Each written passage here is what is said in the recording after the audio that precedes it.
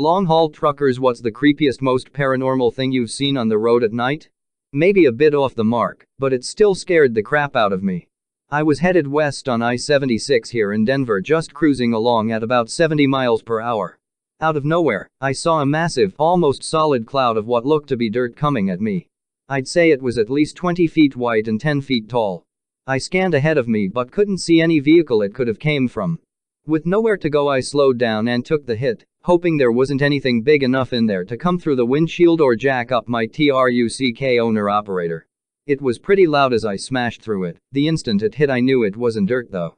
I immediately hit the washers because I couldn't see a damn thing through all of the carnage. My windshield was painted with guts.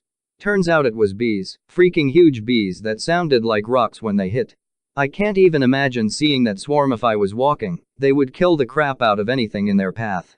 Hi, I'd like to buy this movie plot from you. Haha, right, great B-movie material. I was driving near Las Vegas at around 3 a.m. I had been following a few black SUVs along the highway for a good hour or so.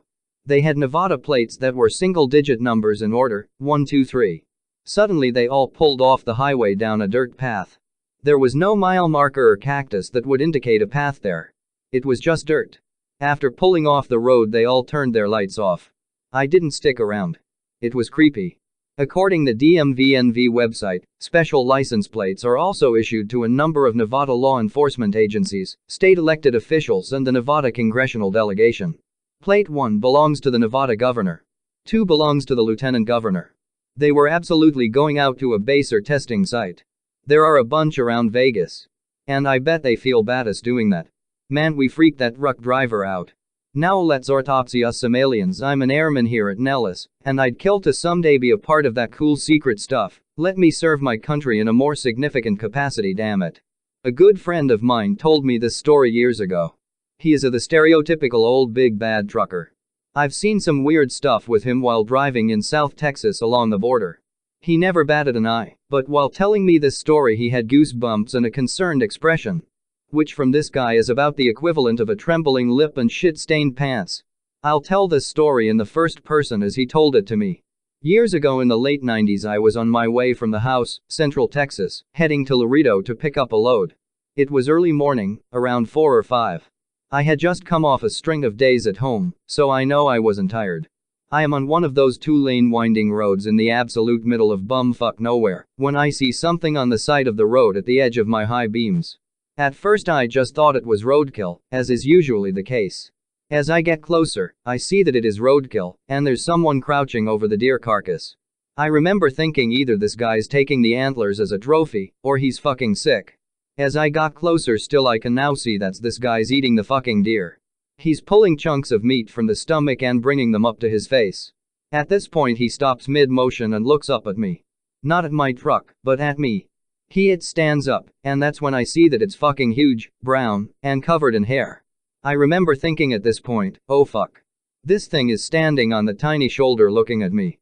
By this point, maybe 3 seconds have passed and I'm about to the point in the road he's standing at. I didn't even think of stopping. In fact, I'm starting to lay on it and get the hell out of there. As I'm passing it, it's looking at me, again not at the truck, it's looking through the driver's side windshield at me. He obviously has the intelligence to know that there's a driver in here and knows where I'm sitting. As I start to pass him, I can still see its head above the hood of an old needle-nose Pete. Old truck design where the hood goes straight out from the windshield, known for being tall and difficult to see around. This thing is fucking giant. I remember seeing what looked like human intelligence in its eyes. It scares the shit out of me. Sorry for the wall of text. It's a story worth sharing though. TLDR, Bigfoot? Eating a deer on the side of road. My great uncle was a long-haul trucker, and he swears that one time he was driving down the road to see 2 guys pull a rolled-up carpet out of the trunk of their car and throw it in the river. Whether that's true or not I don't know, but it's still creepy nonetheless. It was probably true. My friend, his wife, and several neighbors last year saw a large car drive to the river at the end of their street in Indianapolis and dump a girl's body. All in broad daylight at like 2 p.m. Of course the car sped away. My friend and another neighbor run up to the side of the river, and it's definitely a woman's body. Said he wanted to throw up and did later on. This woman had obviously been murdered. They got the license plate, but do not know if the people were ever caught. Edited my grammar to make things better. Edit 2. Some people have stated on here, this is not true. I did a web search on nothing. Blah blah blah. First off, the news does not show up at every crime scene where a body is dumped. Whether you believe me or not, my friend who told me this is not the kind of person to lie, and neither is his wife. He's one of the more outstanding people I know, and gives a shit ton of his time to volunteering and helping the public in Indianapolis. I am not going to ask him about something that was really traumatic just to prove a point on Reddit. So, believe me if you will or not. It's up to you. But do not call it untrue just because you cannot find it in a damn web search. Someone dumped a body in my backyard in Indy like last May, I would guess. Not murder though. Just an odd. Dude, I live a mile from this small park that was basically created to do something with a patch of land that can't be developed because it floods too much. Some guy in his 50s allegedly left a body there after she yachted. Thing is, he was EXONERIATEDSP. They have footage of him working at a local shop when the body was placed. And the tox report says nothing in her system. Oh, Indy never disappoints. Needless to say, fuck that park. I am a log truck driver in the Pacific Northwest. We go up into the woods on logging roads and haul logs back from the loggers to sawmills. We start work very early in the morning, 2 to 5 a.m., so it's nighttime obviously. One of my co-workers pulled away from the job and started down the logging road. After a couple miles after the load had settled a bit, he decided to pull over and throw his remaining wrappers around the load. As he is tying his load down, he looked back and saw a mountain lion watching him from 10 feet off of the end of his trailer. He slowly backed up to his driver door and got in. By the time he looked in his mirror, the lion had disappeared. Not paranormal, but it's damn sure creepy. We see lions and bears fairly often out there, but to be that close and out of the truck, we face different obstacles up in the woods than highway drivers. Remember, it's not the mountain lions you can see that are dangerous. It's the ones you can't see. My dad is a truck driver, and about 13 to 15 years ago, while resting at the side of the road, he woke up in the morning, seeing that his entire trailer was robbed empty. My dad's a heavy sleeper, but his cargo could not have been stolen without at least a forklift, and everyone would have woken up by a forklift unloading a trailer. My dad suspects the robbers used a pump to get some kind of chloroform into his cabin, to make sure he couldn't wake up. Thank God nothing happened to your dad. My dad has several stories from hauling logs in Idaho and driving trucks through Utah and Nevada. My favorite is from actually just in his pickup going through Utah. He said there was a light keeping pace with him out in the desert on a moonless night. It kept pace for a minute before it disappeared and his truck turned off.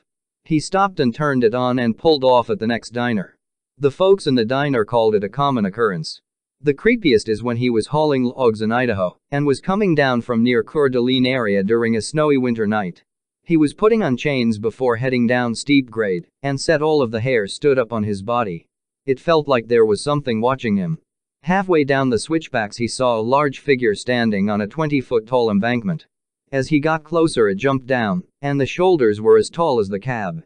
In a single bound, it leaped down and then leaped over to the other side of the embankment. At the time he thought it was a Sasquatch, now he says it was probably a demon trying to make him crash. He didn't stop to remove the chains until he was well away from the mountain. Whoa, that actually reminds me of a story. I live in Spokane, which is about 45 minutes away from Coeur d'Alene. I was driving back from my aunt's in the dark one night and just hit a massive wall of fog. I turned a corner and a whole herd of deer come running down the road toward me. I slow down a lot so I don't hit them. Then after another few seconds, I see a woman standing in the street facing away from me with dirty clothes. The area I was in is known to have meth heads and heroin addicts, so I cracked the window and called out to her and asked if she needed me to call anyone. As soon as I spoke, her head whipped around and it looked like she was a burn victim. Huge lidless eyes, no eyebrows, Voldemort nose, and a mouth that looked like it was melted or sewn up or something. Then she ran off into the woods and I drove a lot faster than I should have home. Didn't think I'd see anyone talk about Spokane here. I live there too. Note to self: don't drive alone at night. Creepiest: driving I-40 I-30 through Texas and Arkansas. I would see what looked like animals' faces popping out of the bushes, but longer than a glance proved nothing there. They had just paved the highway, and there was hardly any traffic. I was dead tired, it was super dark. Highway hypnosis, I suppose. Paranormal: when I went to local driving, my route ran near an air reserve base in Indiana, so you'd see planes and helicopters pretty often. One night, about 2 a.m., I was headed to pick up another load when I saw a bright green light in the corner of my windshield. It was too low to be an aircraft. It moved pretty slowly, then darted and I lost sight of it behind some trees I drove by. Typical I saw UFO shit, but I still think it was just a helicopter or a jet that I saw at the prefect angle that turned after a takeoff. The jet pilots have broken the sound barrier over town a couple times in the past, sonic boom, so a jet flying abnormally isn't necessarily out of the realm of possibility. Just batshit crazy driving south on I-75 in the winter in Ohio. I witnessed a compact car like a Cobalt or similar get on the on-ramp to merge into I-75 north and lost control. They went sideways, fell at least 6 feet off the ramp, and onto the shoulder of the interstate, landing on all 4 wheels, spun 360 degrees, and then proceeded to merge into traffic like it was fucking nothing. Blew my fucking mind. The CB radio was going fucking nuts for about 5 minutes. Holy shit, who else just fucking saw that? Etc. That last story was somebody driving in real life like they do in GTA. Okay, so here is a spook for you, and to this day I still have no idea WTF. So I was in the VIMD area, and had a lot of work-related sites ranging from downtown Baltimore to Virginia Beach and all around. Friday wrapped up, and I hit the road to some social arrangements I had made for the weekend. Spent the weekend with friends out in various parts of VI, got dragged off to other places even further out, the usual weekend fun times. It's late Sunday night when I have to leave, or I'm not going to be able to get home in time to start my, thankfully late afternoon, Monday. I'm fully rested, I didn't do any drinking, I'm not into drugs. On the highway at about 3 a.m., in the middle of bumfuck nowhere between Roanoke and DC, absolutely nobody around. I'm cruising along in the left lane simply because nobody else is around. No headlights for the past hour, no tail lights either. No road lamps either. It's dark, it's mildly damp, it's foggy. I have the music up, I'm feeling good, all is fine. And then I just happen to look to the left, and there is a fucking dog barking at me. A German Shepherd, in a car passenger seat, somewhat blue glow from the instruments inside the car, and it's got its face to its window, and it's barking its head off at me. I get a good hard look at it, too, because at first my brain is not registering cop car, dummy. I'm doing 90 plus in a 75, I promptly have the oh shit moment when the dog, the instruments, the white Crown Vic light bar all click in my brain after a second hard look. I put my foot on the brakes and start slowing down hard but safe, to pull over. I even put my blinker on to start shifting lanes over to the right to pull over because wait. There is no shoulder on the left side of this road. I look back to my left, where there is still no shoulder room for another car. And it's just gone. No trace. I slammed my brakes and stopped in the middle of the fucking highway, flipped on all my light bars, and even looked around with my handheld spot. There was nothing. No tail lights, no headlights, no engine sounds, nothing. There are no other tire marks in the damp but mine, and I can see for a nice long distance both ways, too. Nothing. My vehicle had great visibility, and a lot of extra lighting, off-road SUV with the trimmings. There is no possible way somebody pulled a sneaky, let alone drove that fast on wet sloped grass and rocks on my left side. So, yep, there you have it. Ghost cop and his dog didn't like me speeding, apparently. P.